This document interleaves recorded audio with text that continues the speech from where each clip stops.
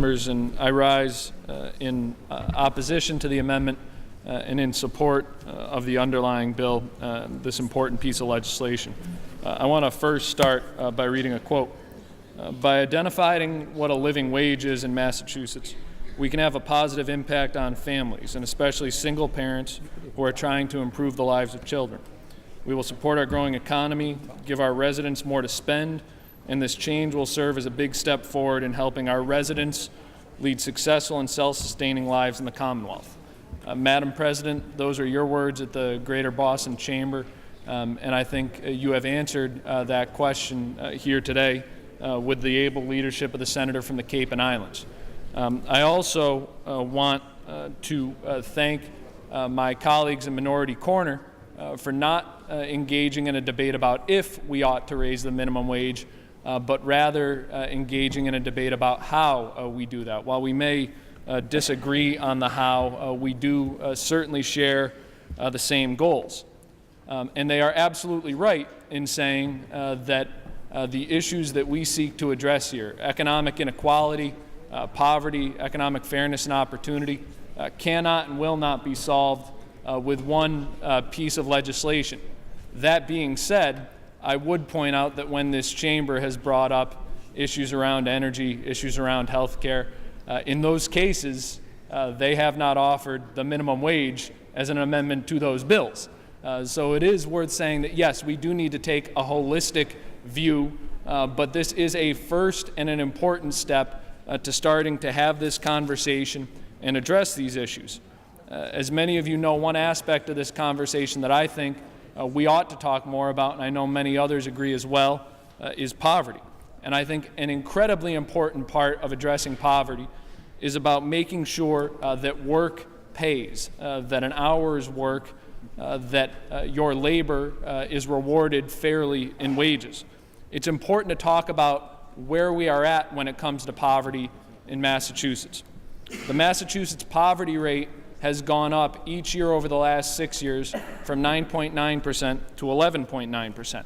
The child poverty rate has gone from 12% to 15%, a 25% increase. The poverty rate in the Berkshires, where I represent, is 11.8%. In Pittsfield, 15.9%. In North Adams, 17.2%. The national poverty rate is roughly 15%. The state rate, depending on the measurement, is between 10.7 and 11.3.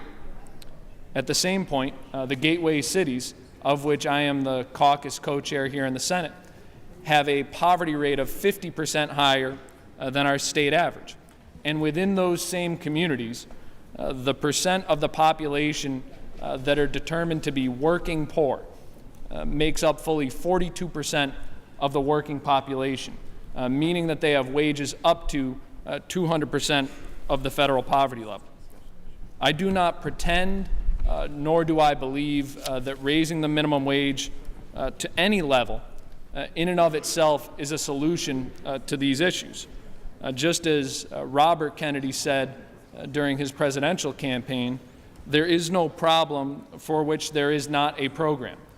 There are any number of different aspects that we need to address to tackle poverty, to make sure that more people have the opportunity in our Commonwealth to cross the bridge from a 20th century economy job to a 21st century economy job.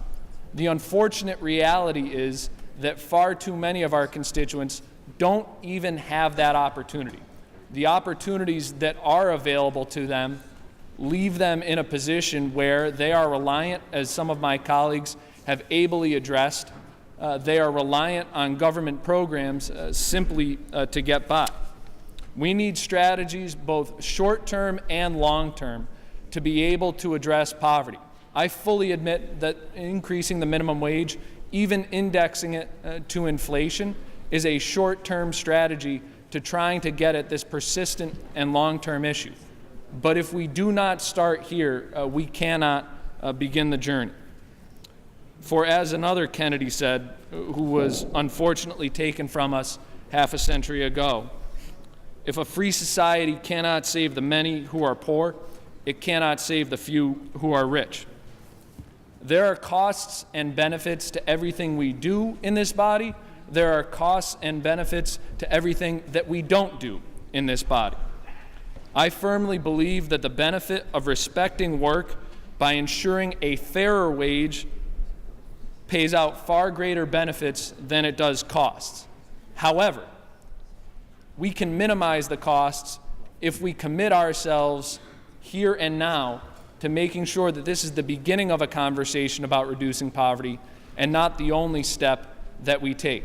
While we may register different votes on this matter and we may register different votes on this amendment, I know that is a belief that is shared universally in this chamber, and it is my hope that in the next session and in the coming days, weeks, and months ahead, we talk more about poverty, we act more on poverty, and we recognize that if we want this economy, if we want this Commonwealth to be all that we know it can and should be, we need to make sure that everyone has the opportunity to live up to their God-given talents in every community, no matter how small, no matter how big, in every corner of this Commonwealth.